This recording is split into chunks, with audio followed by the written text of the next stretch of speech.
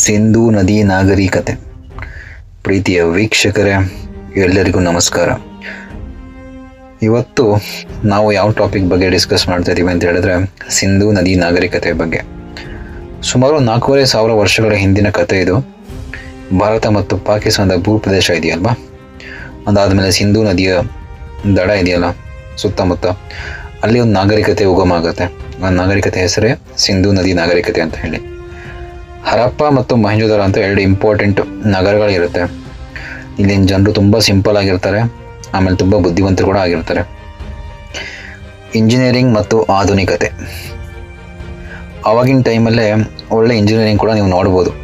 So ನೇರವಾದ ರಸ್ತೆಗಳು ಕೂಡ ಅವರು ಕನ್ಸ್ಟ್ರಕ್ಟ್ ಮಾಡ್ತಾಯಿದ್ರು. ಆಮೇಲೆ ಆಧುನಿಕತೆ ಕೂಡ ಇರ್ತಾ ಇತ್ತು ಅದರಲ್ಲಿ. ಸೊ ರಸ್ತೆಗಳು ಒಂದು ಅಂಕುಡೊಂಕಾಗಂತೂ ಇರ್ತಾ ಇರಲಿಲ್ಲ ಇವಾಗಿನ ರಸ್ತೆಗಳ ಥರ. ಸೊ ಒಂದಕ್ಕೊಂದು ಚೌಕಾಕಾರವಾಗಿ ಕನೆಕ್ಟ್ ಆಗ್ತಾ ಇತ್ತು. ಸೊ ಅವ್ರು ಯೋಚನೆ ಮಾಡಿ ಎಷ್ಟು ಅಮೋಘವಾಗಿತ್ತು ಅಂತ ಹೇಳಿ. ಆವಾಗಿನ ಜನರು ಮನೆ ಕಟ್ಟೋದಕ್ಕೆ ಇಟ್ಟಿಗೆ ಯೂಸ್ ಮಾಡ್ತಾ ಇದ್ರಲ್ಲ, ಆ ಇಟ್ಟಿಗೆ ಒಂದೇ ಅಳತೆ ಇರ್ತಾ ಇತ್ತು, ಆಮೇಲೆ ಒಂದೇ ಕ್ವಾಲಿಟಿಲಿ ಕೂಡ ಇರ್ತಾ ಇತ್ತು. ಆ ಮಣ್ಣಿನ ಕ್ವಾಲಿಟಿ ಆ ಥರ ಇರ್ತಾ ಇತ್ತು. ಸೊ ಒಳಚರಂಡಿ ವ್ಯವಸ್ಥೆ ಅಂತ ಬಂದರೆ ಅದು ಕೂಡ ತುಂಬ ಅದ್ಭುತವಾಗಿರ್ತಾ ಇತ್ತು. ಆವಾಗಿನ ಕಾಲದಲ್ಲೇ ಜನರು ತಮ್ಮ ಮನೆಗಳ ಶೌಚಾಲಯ ಮತ್ತು ಸ್ನಾನದ ಕೋಣೆಯನ್ನು ನಿರ್ಮಿಸ್ಕೋತಾ ಇದ್ರು. ಯೋಚನೆ ಮಾಡಿ, ಪ್ರತಿಯೊಂದು ಮನೆ ಕೊಳಚೆ ನೀರು ಇರುತ್ತಲ್ವಾ, ಅದು ಬೀದಿಯಲ್ಲಿ ಯಾವತ್ತಿನ ಕಾಲದ ಹರಿತಾ ಇರಲಿಲ್ಲ. ಅದರ ಏನಾಗ್ತಿತ್ತು ಅಂತ ಹೇಳಿದ್ರೆ, ಅದರ ಮೇಲೆ ಇಟ್ಟಿಗೆಗಳಿಂದ ಮುಚ್ತಾ ಇದ್ರು, ಚರಂಡಿಗಳ ಮೇಲೆ, ಅಂದರೆ ಅದರಿಂದ ಸ್ಮೆಲ್ ಬರಬಾರ್ದು ಅಂತ ಹೇಳಿ. ಸೊ ಅದು ಕಾಲುಗಳ ಮೂಲಕ ಸಿಟಿಯಿಂದ ಹೊರಗಡೆ ಹೋಗ್ತಾ ಇತ್ತು. ನೋಡಿ ಟೆಕ್ನಾಲಜಿ ಹೇಗಿತ್ತು ಅಂತ ಯೋಚನೆ ಮಾಡಿ. ಕೃಷಿ ಮತ್ತು ತಯಾರಿಕೆ.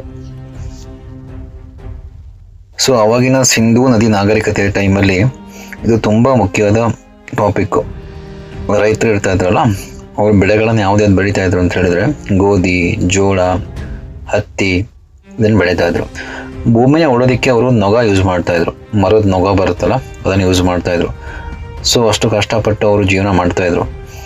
ಸೊ ಅವರು ಮ್ಯಾನುಫ್ಯಾಕ್ಚರಿಂಗ್ ಅಂತ ಬಂದರೆ, ತಯಾರಿಕೆ ಅಂತ ಬಂದಾಗ ಏನು ಮಾಡ್ತಾಯಿದ್ರು ಅಂತ ಹೇಳಿದ್ರೆ, ಇವಾಗ ಮಣ್ಣಿನ ಮಡಿಕೆ ಬರುತ್ತಲ್ಲ, ಮಡ್ ಪಾಟ್ಸ್ ಅಂತ ಹೇಳ್ತಾರೆ. ಸೊ ಆ ಪಾಟನ್ನು ಅವ್ರು ತಯಾರು ಮಾಡ್ತಾಯಿದ್ರು. ಯಾವ್ದು ಅಂದರೆ ವೀಲ್ ಯೂಸ್ ಮಾಡಿ, ಚಕ್ರಗಳ ಸಹಾಯ ಯೂಸ್ ಮಾಡಿ. ಆಮೇಲೆ ಕೆಂಪು ಮಣ್ಣನ್ನು ಬಳಸ್ಕೊತಾ ಇದ್ರು. ಕೆಂಪು ಜೇಡಿ ಮಣ್ಣನ್ನು ಬಳಸ್ಕೊಂಡು ಮಣ್ಣಿನ ಮಡಿಕೆಗಳು ತಯಾರಿಸ್ತಾಯಿದ್ರು.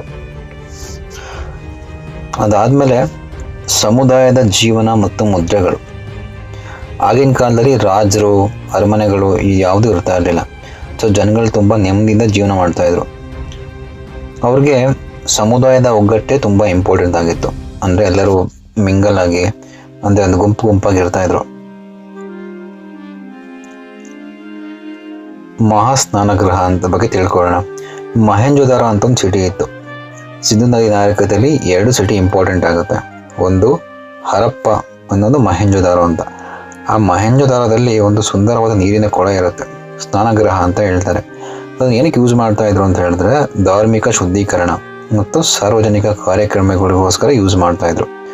ಇದು ಸಮುದಾಯದ ಪ್ರಮುಖ ಕೇಂದ್ರ ಕೂಡ ಆಗಿತ್ತು. ಅಲ್ಲಿನ ಜನರು ವ್ಯಾಪಾರದಲ್ಲಿ ತುಂಬ ನಂಬಿಕೆ ಇಡ್ತಾ ಇದ್ರು. ಅವರಿಗೆ ಬೇಕಾಗಿದ್ದ ಸಂಪತ್ತು ಉತ್ತಮವಾದ ವ್ಯವಹಾರದಿಂದ ಬರ್ತಾ ಇತ್ತು. ಕಾಳುಗಳು, ಹತ್ತಿ, ಮಡಕೆಗಳು ಇದನ್ನೆಲ್ಲ ವ್ಯಾಪಾರ ಮಾಡ್ತಾಯಿದ್ರು. ದೂರದ ಮೆಸೊಪೊಟೇಮಿಯಾ ಅಂದರೆ ಇನ್ನೊಂದು ಸಿವಿಲೈಸೇಷನ್ ಕೂಡ ಅವಾಗ ಇತ್ತು, ಮೆಸೊಪೊಟೇಮಿಯಾ ಅಂತ ಹೇಳಿ. ಅಲ್ಲಿಗೆ ಇಲ್ಲಿಗೂ ಟ್ರೇಡ್ ಆಗ್ತಾ ಇತ್ತು. ಅವರು ವ್ಯಾಪಾರ ಮಾಡಬೇಕಾದ್ರೆ ಸಣ್ಣ ಚೌಕಾಕಾರದ ಸೀಲ್, ಅಂದರೆ ಒಂದು ಸ್ಕ್ವೇರ್ ಕಾಯಿನ್ ಅಂತ ಅಂದ್ಕೊಳ್ಳಿ, ಓಕೆ, ಅದರ ಮೇಲೆ ಮುದ್ರೆ ಒತ್ತುತ್ತಾ ಇದ್ರು. ಇವಾಗ ಮುದ್ರೆ ಯಾವುದು ಅಂತ ಹೇಳಿದ್ರೆ ಪ್ರಾಣಿಗಳ ಮುದ್ರೆ. ಏನಕ್ಕೆ ಅಂತ ಹೇಳಿದ್ರೆ, ಆ ಮುದ್ರೆಗಳನ್ನ ಅವ್ರದ್ದು ಗೂಡ್ಸ್ ಇರುತ್ತಲ್ಲ, ಗೂಡ್ಸ್ ಅಂತ ಹೇಳಿದ್ರೆ ಅವ್ರ ಸರಕು ಇರುತ್ತಲ್ಲ, ಸರಕು ಜೊತೆ ಕಳಿಸ್ತಾ ಇದ್ರು. ಏನಕ್ಕೆ ಅಂತಂದರೆ ಐಡೆಂಟಿಟಿ ಇರಲಿ ಅಂತ, ಅಂದರೆ ನಮ್ಮದೇ ಅಂತ ಗೊತ್ತಾಗಲಿ ಅಂತ ಹೇಳಿ ಈ ರೀತಿ ಮಾಡ್ತಾಯಿದ್ರು ಅವರು. ಸೊ ನೋಡಿ, ಆವಾಗಿನ ಕಾಲದಲ್ಲಿ ಈ ಥರ ಟೆಕ್ನಾಲಜಿ ಯೂಸ್ ಮಾಡ್ತಾಯಿದ್ರು. 4,500 ವರ್ಷಗಳ ಹಿಂದಿನ ಕತೆ. ಯೋಚನೆ ಮಾಡಿ ವೀಕ್ಷಕರೇ. ಲಿಪಿಯ ಮತ್ತು ಅಂತ್ಯದ ರಹಸ್ಯ.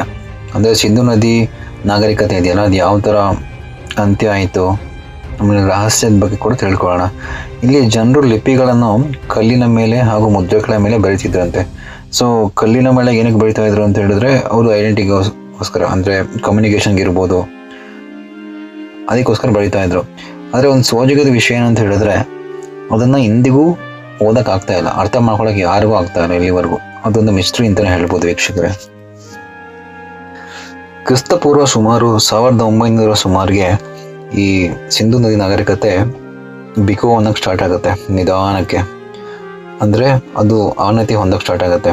ಇದಕ್ಕೆ ಏನೇನು ಸಾಧ್ಯತೆಗಳು ಇರ್ಬೋದು ಅಂತ ನೋಡ್ತಾ ಹೋದರೆ, ಒಂದು ಹವಾಮಾನ ಬದಲಾವಣೆ ಆಗಿರ್ಬೋದು, ಅಥವಾ ದಾಳಿಗಳಾಗಿರ್ಬೋದು, ಅಥವಾ ಗುಳೆ ಹೋಗೋಕೆ ಆಗಿರ್ಬೋದು, ಇವೆಲ್ಲ ಕಾರಣ ಆಗಿರ್ಬೋದು ವೀಕ್ಷಕರೇ. ಏನೇ ಆಗಲಿ, ಸಿಂಧು ನಾಗರಿಕತೆಯಿಂದ ಇಂದಿನ ಪೀಳಿಗೆ ಒಂದು ಉತ್ತಮವಾದ ಪಾಠ ಅಂತೂ ಕಲಿಯಲೇಬೇಕಾಗಿದೆ. ಇಂದಿನ ರಾಜಕಾರಣ ನೋಡ್ತಾ ಇದ್ರೆ, ಇಂದಿನ ಅವಸ್ಥೆ ನೋಡ್ತಾ ಇದ್ರೆ, ಇದರಿಂದ ಅವ್ರು ತಿಳ್ಕೊಳ್ಳೋದು ತುಂಬ ಇದೆ. ಸೊ ಭಾರತದ ಶ್ರೇಷ್ಠ ನಾಗರಿಕತೆ ಇದೆಯಲ್ವಾ, ನಾಗರಿಕತೆ ಹಾಗೂ ಸಂಸ್ಕೃತಿಗೆ ಸಿಂಧು ನಾಗರಿಕತೆ ಒಂದು ಉತ್ತಮ ಉದಾಹರಣೆ ವೀಕ್ಷಕರೇ.